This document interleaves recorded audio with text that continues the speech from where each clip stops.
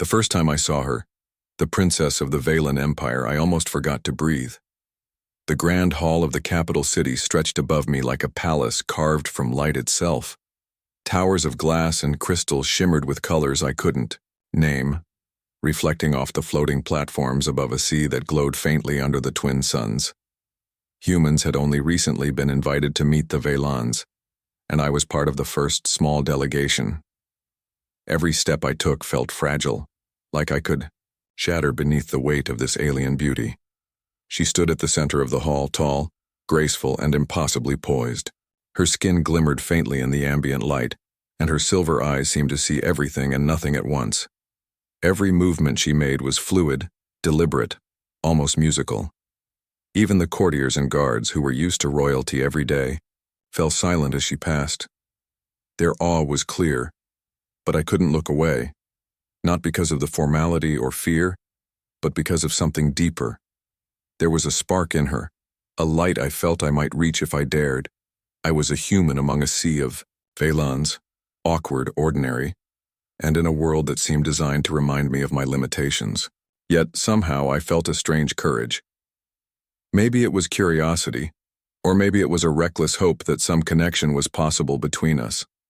I approached her with a small, hesitant smile, and in a moment of sheer foolishness, or perhaps instinct, I said, "You'd make a wonderful partner."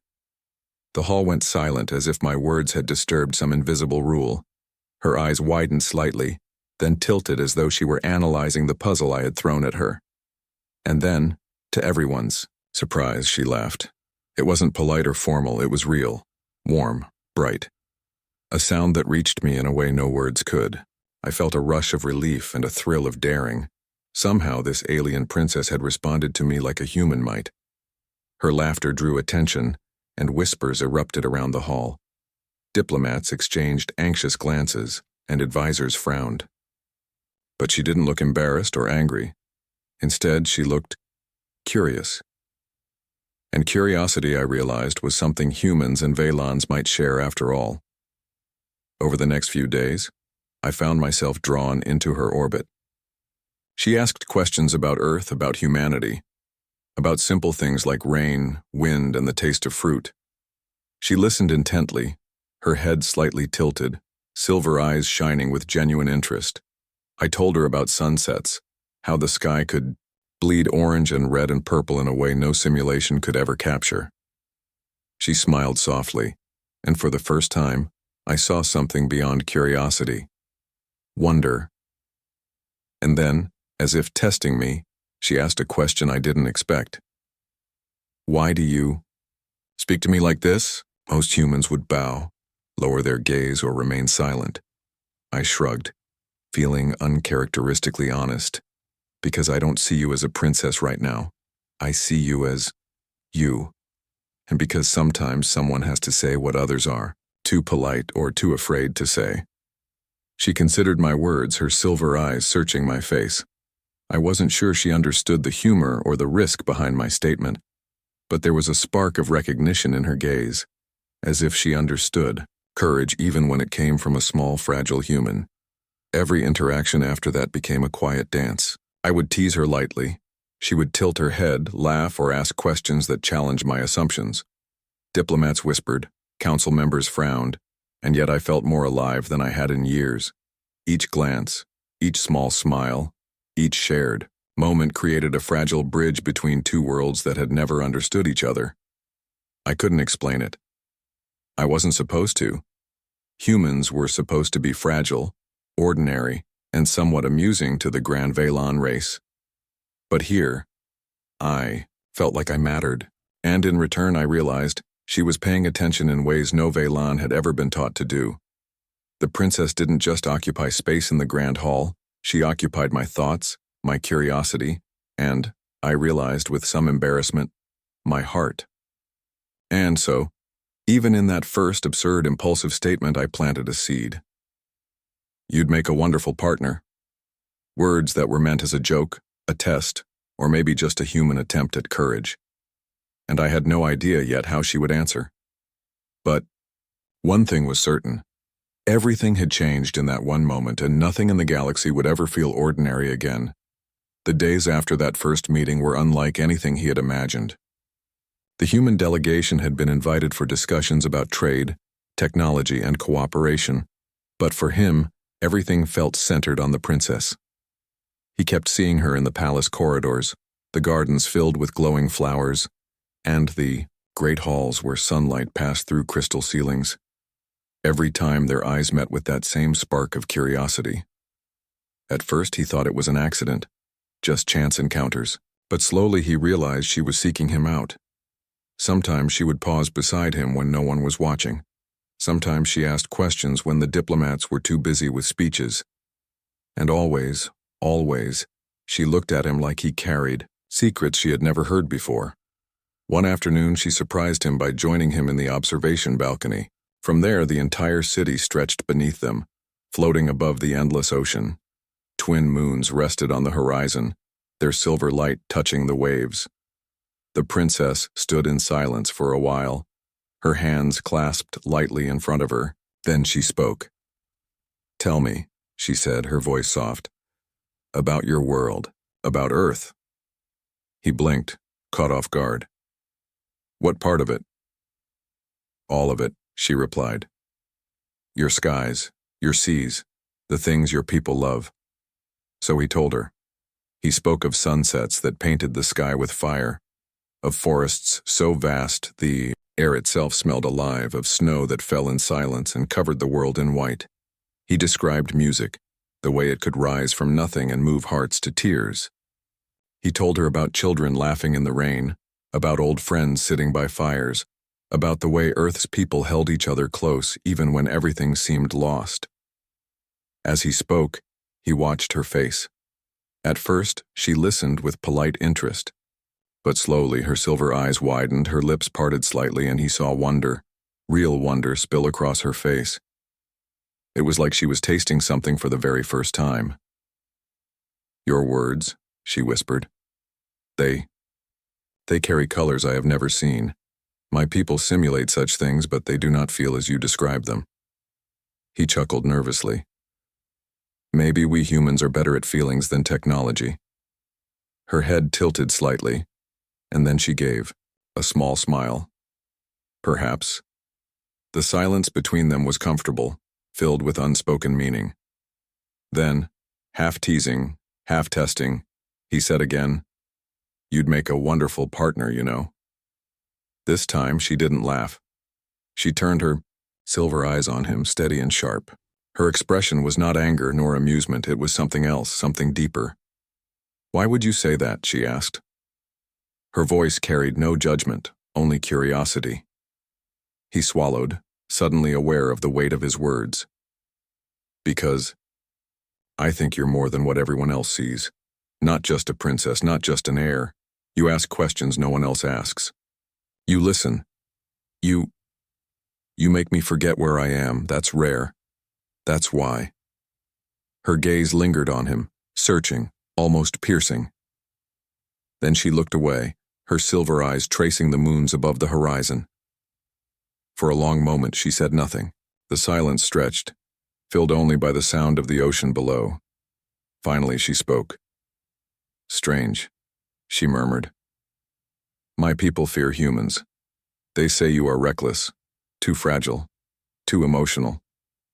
Yet in your fragility, you carry something I cannot name. You see me, even when others only see the crown." His heart pounded at her words. He wanted to say more, to reach across the distance, but he held himself still. He knew one wrong step could shatter everything. That night, he lay awake in his quarters, staring at the alien stars outside his window. Her question echoed in his mind. Why would you say that? He realized she wasn't just curious about him. She was curious about herself, too. Perhaps no one had ever dared to speak to her as an equal. Perhaps no one had ever told her she could be more than her title. And perhaps, just perhaps, she had never been told that she could be someone's partner. Not because of duty, but because of choice. For him, those words had been a joke, a tease, a way to break the distance. But for her, they had become something more. A spark, a door opening into a place she had never walked before. As sleep finally claimed him, one truth lingered in his heart. The connection between them was no longer an accident. It was becoming something real, something fragile, and something far more dangerous than he had expected, and deep down he knew this was only the beginning. The days that followed were both beautiful and heavy. Every time he saw the princess, he felt warmth in his chest as though some invisible bond tied them together. She asked more questions, listened with care, and sometimes even shared small secrets of her own. How she had never left the floating city. How she envied the freedom of ordinary people. How she longed to walk under open skies without being followed. But alongside this closeness came a shadow. The Council of Elders had begun to notice. Their silver robes swept through the palace halls. Their stern voices whispered warnings to the diplomats, and their sharp gazes often fell on him. The other, humans nervous and cautious, urged him to be careful. "Don't draw too much attention," one of them whispered. "We're here for peace, not for scandal." Yet he couldn't stop himself. Whenever the princess appeared, he felt alive. Whenever she smiled, it was as if the entire galaxy softened for a moment. Still in quiet hours, doubt gnawed at him. Could anything real ever grow between them? She was the heir to an empire that stretched across the stars. He was just a human delegate, a fragile creature from a small blue world. What could he possibly offer her?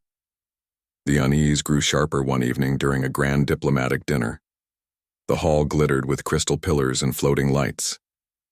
Musicians played soft, otherworldly melodies while trays of alien delicacies drifted through the air. At the center, the princess sat tall and graceful, her silver eyes calm. He sat among the humans, trying to remain unnoticed, but his gaze kept drifting toward her. It happened suddenly. A council member rose, his long robe brushing the floor as he stepped into the center of the hall. His voice rang out, cold and cutting. "I question the human delegation," he declared. "Why does one among you behave with such boldness toward our princess? Does he seek advantage? Or does he not understand the weight of who she is?" The room fell silent. All eyes turned toward him. His heart hammered in his chest, his mouth dry. He wanted to speak, to defend himself, but the weight of so many stares pinned him down. The princess said nothing. Her face remained calm, unreadable. She neither defended him nor looked away. That silence struck him harder than any words. Shame burned through him as whispers rippled across the room. Some Valens sneered, some humans looked down, unwilling to meet his eyes. He lowered his gaze, forcing himself to stay seated. The council members' words had done their work. He felt smaller than ever, just a foolish human who had dared to think he could matter to someone like her. That night, he walked alone through the quiet corridors of the palace. His thoughts weighed him down like chains. "What am I doing?" he asked himself. "This is madness. She's a princess. I'm no one. Maybe I've only embarrassed her. Maybe I've only been a distraction." He remembered the way she had looked at him before, the spark of curiosity, the warmth of her laughter. But he also remembered her silence at the dinner. Perhaps it had meant nothing. Perhaps she had only been playing along, humoring the strange human who dared to tease royalty. For the first time since arriving in the Valon city, he felt truly alone. The glowing lights of the towers, the silver shimmer of the ocean, even the stars above seemed distant and cold. He leaned against a balcony rail, staring into the endless night sky. His chest ached with a heaviness he couldn't explain. He wanted to believe their bond was real, but doubt whispered cruelly in his ear, "She's too far above you. You are fragile, replaceable, forgettable." Yet even in that dark moment, another voice stirred in him. The memory of her asking about sunsets, of her listening with wonder, of her words, "You see me, even when others only see the crown." He clung to that memory like a lifeline. Maybe her silence didn't mean rejection. Maybe it meant she was bound by duties and politics he couldn't yet understand. Still, the seed of doubt had been planted. It would not leave him. It grew with every passing hour, whispering of failure, warning of heartbreak. And as he turned, away from the balcony, walking deeper into the palace shadows, he realized something painful. Their bond was real, but it was also dangerous. It could change both their lives forever, and he did not know if either of them was ready for what would come next. The night after the council's cruel words still weighed on him. He couldn't sleep. He kept turning in his bed, staring at the alien ceiling above, replaying the dinner again and again in his mind. He remembered the silence of the princess, her unreadable face, the whispers of the council, and his own shame. Every part of him felt smaller, weaker, as if his human heart had no place in this shining palace of silver and crystal. Finally, unable to bear the walls around him, he left his quarters and wandered through the gardens. The palace gardens were unlike anything on earth. Trees with glowing leaves swayed gently, their roots sunk into floating platforms that hovered above still pools of water. Strange flowers bloomed with faint light, filling the air with a soft, sweet fragrance. The night was quiet except for the hum of distant energy streams and the lapping of water. And there, in the middle of the garden, he saw her. The princess. She moved in silence, practicing slow, delicate gestures with her hands, as though she were painting shapes in the air. Her long robe shimmered in the moonlight, and her silver eyes reflected the twin moons above. For a moment, he froze. He wanted to walk away, to let her have her peace, but his heart would not allow it. Taking a breath, he stepped forward. "You could ignore me," he said softly, "or ban me, or nothing at all, but you haven't. Why?" She stopped, her head turning toward him. The silver in her eyes softened, no longer sharp or cold. "I wondered if you would come," she whispered. That surprised him. "You were waiting for me?" The princess lowered her hands slowly. "The council watches me always. They weigh every word, every gesture. But you speak to me without fear, even when it brings trouble." She paused, her voice trembling, slightly. "Why do you do it?" He looked at her, the soft light of the glowing flowers falling on her face. She looked less like a princess now, and more like a young woman trapped between duty and longing. "Because I don't see only the crown," he said quietly. "I see you. You laugh at my jokes. You ask about my world. You want to know what it feels like to be free. That is who I see. Not just a princess, but a person." Her lips parted, slightly as if she had never heard such words before. A faint shimmer of emotion touched her eyes. She stepped closer, the moonlight brushing across her silver hair. "No one speaks to me this way," she admitted. "Not my advisors, not my council, not even my own family. To them I am a title, a duty. To you, I am myself." The air between them grew heavy, filled with unspoken feelings. His heart beat faster. He wanted to reach out, but his hand trembled. "That's exactly why I teased you that day," he said, his voice almost a whisper. "When I said you'd make a wonderful partner, I wasn't only joking. I wanted you to know I see you. And maybe I hoped you'd see me too." The princess stared at him, her silver eyes wide and bright. For a moment silence stretched between them. Then slowly, she smiled. Not the formal smile she wore in public, but a real one, gentle, warm, and almost shy. "You are strange, human," she said softly, "but you make me feel something I cannot name. It frightens me. And yet, it feels like freedom." His chest ached at her words, but in a good way. Like a door had opened, letting light spill through. The princess looked up at the twin moons, her voice quiet, but strong. "If the council knew what we speak of, they would call it dangerous. But perhaps danger is not always to be feared. Sometimes, it is the only way to live." They stood together in the glowing garden, the alien night wrapped around them. Two figures from different worlds connected by something fragile and real. In that moment, he realized the bond between them was no longer just curiosity or kindness. It was something deeper, something neither of them fully understood, but both were willing to hold on to. And though the world outside was filled with doubt, politics, and danger, here in the garden, there was only truth. The council was not blind. Whispers of the princess's unusual closeness to the human spread quickly through the palace. Guards exchanged glances, advisors tightened their voices, and elders shook their heads in disapproval. It was only a matter of time before the council acted. One morning, the announcement came. A trial of unity would be held, an ancient Velan custom. On the surface, it was a noble tradition, a way to prove strength of mind and heart. But everyone knew the truth. It was a test for him and a warning for her. The hall where the trial would take place was vast, its walls alive. With shifting light, thousands of eyes gathered, Velan nobles, council members, and the human delegation. At the center he stood, his heart pounding. Across from him the princess waited, her face calm, but her silver eyes burning with quiet fire. The first trial was of intellect. The council presented a puzzle, a map of stars with hidden paths that shifted like rivers of light. "Find the way," one elder commanded. He stared at it, lost. The Valens murmured. They thought it impossible for a human. But then the princess leaned closer, her voice soft and steady. "Do not search with logic alone.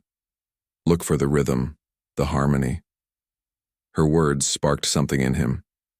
He stopped trying to solve it like a machine, and instead listened to the flow of the shifting light. Slowly, carefully, he traced the path. The map glowed, and the puzzle opened. Gasps filled the room. A human had succeeded. The second trial was of heart. The council created an illusion, a test of fear. Before him appeared a vision, earth broken and burning. He saw his people crying, oceans boiling, skies falling apart. The pain was so sharp it almost crushed him. His knees trembled. Then, in the vision, he heard her voice. "Do not let fear control you. See what lies beyond it." He lifted his head. In the illusion, he imagined people rising, helping one another, rebuilding. He imagined hope instead of despair, and with that, the illusion shattered. The third trial was of loyalty. This one was cruel. The council demanded, "Choose, your people or ours. Who will you save?" The chamber grew silent. All eyes pressed on him. If he said humans, he would offend the Valens. If he said Valens, he would betray his own. His chest tightened. He looked at the princess. She did not speak, but her eyes held his, steady, unflinching. Taking a deep breath, he answered, "I would save both. Because what good is loyalty? If it destroys another, what good is victory if it means the loss of those you could have protected? I choose life, not one side or the other." The council erupted in whispers. Some scoffed, others frowned. But the princess smiled faintly, pride flickering in her eyes. When the trial ended, he was exhausted. His body felt heavy, his mind drained. But when the princess walked toward him, the weight seemed lighter. She stopped close, her voice low, so only he could hear. "You believed in me when no one else would," she said. "You trusted me even when fear was stronger than reason. Why?" He looked at her, his throat tight with emotion. "Because someone had to. Because I know you're more than just a crown. And maybe, because I hoped you'd believe in me too." For a moment, time seemed to pause.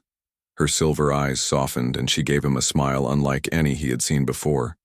Gentle, real, filled with something she had never shown in public. Around them, the council argued, the crowd murmured, and the world continued to turn.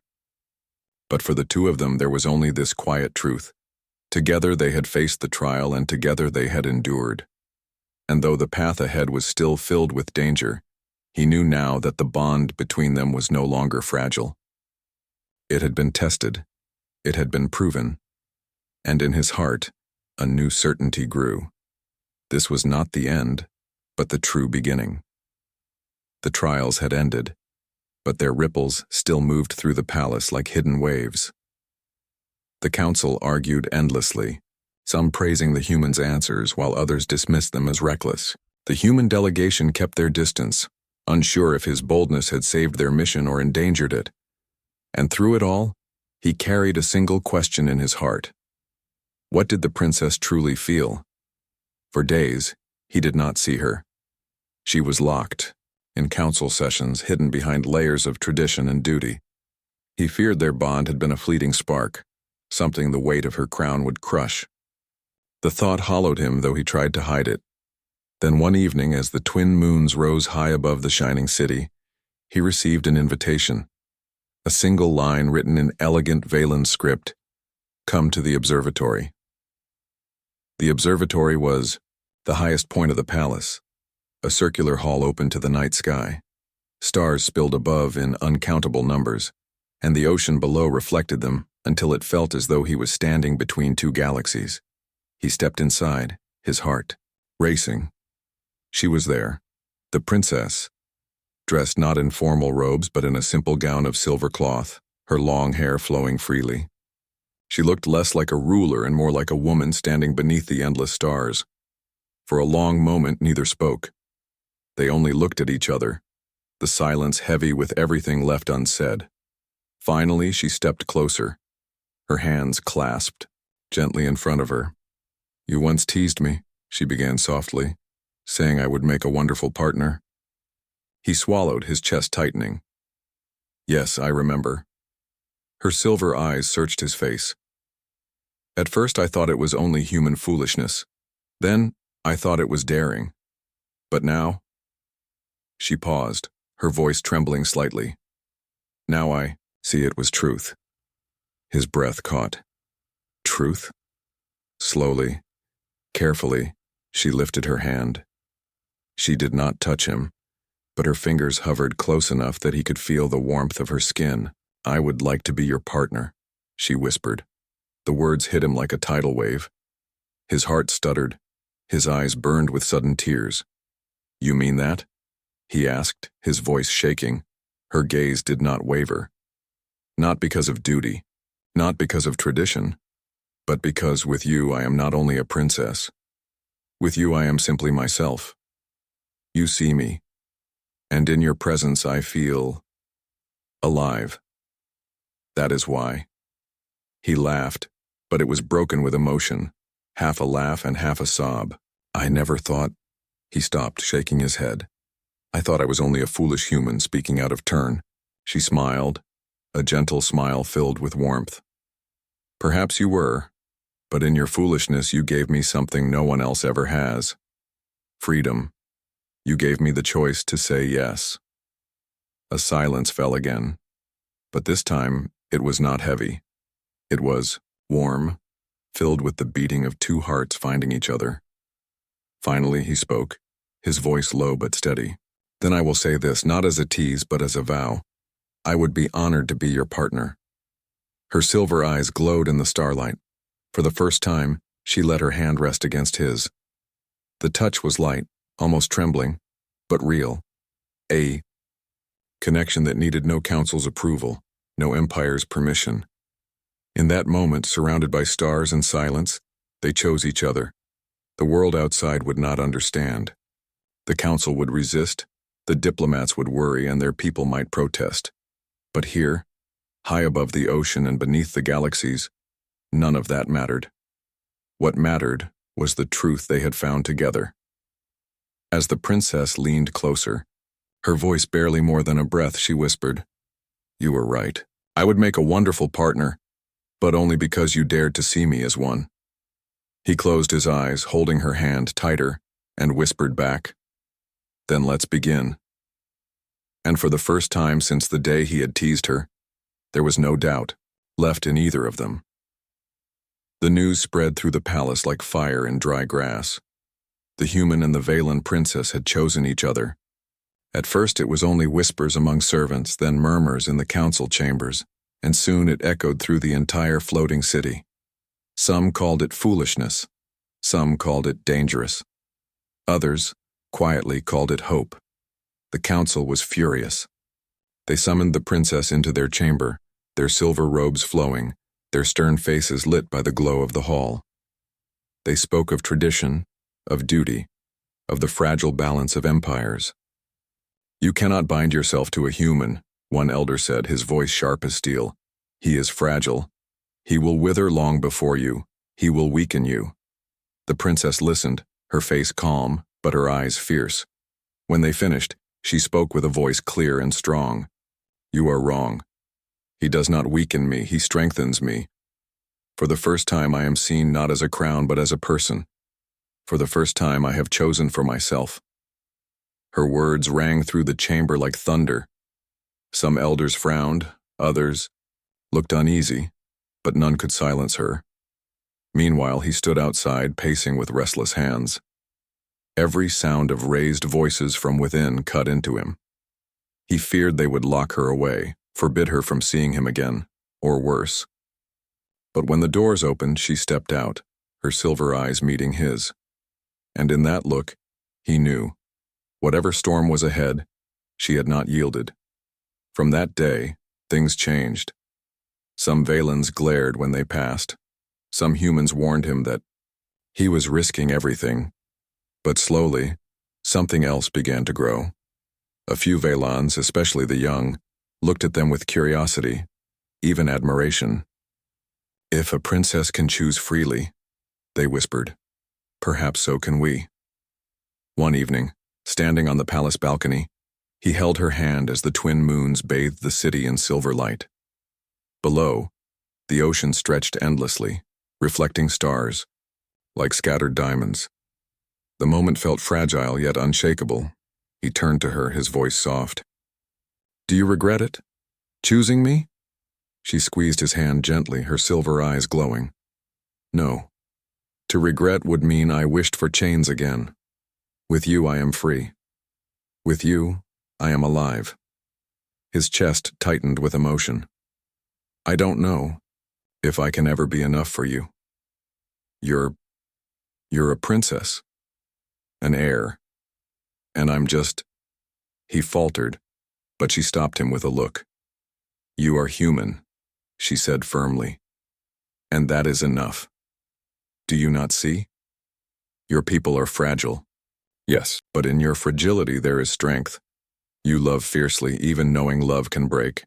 You hope even when the world tells you not to. That is what makes you powerful. That is what drew me to you." Tears stung his eyes. He lowered his forehead. Against hers, their hands still entwined. "Then I will stand beside you no matter what comes." The days ahead were not easy. Protests rose, debates raged, and the council tried to twist tradition to their favor. Yet through every storm they stood together. Every time the world doubted them, they met each other's eyes and remembered the garden, the trials, the observatory, under the stars. And slowly hearts began to change. People saw not just a human and a princess, but two souls refusing to be divided by race, rank, or fear.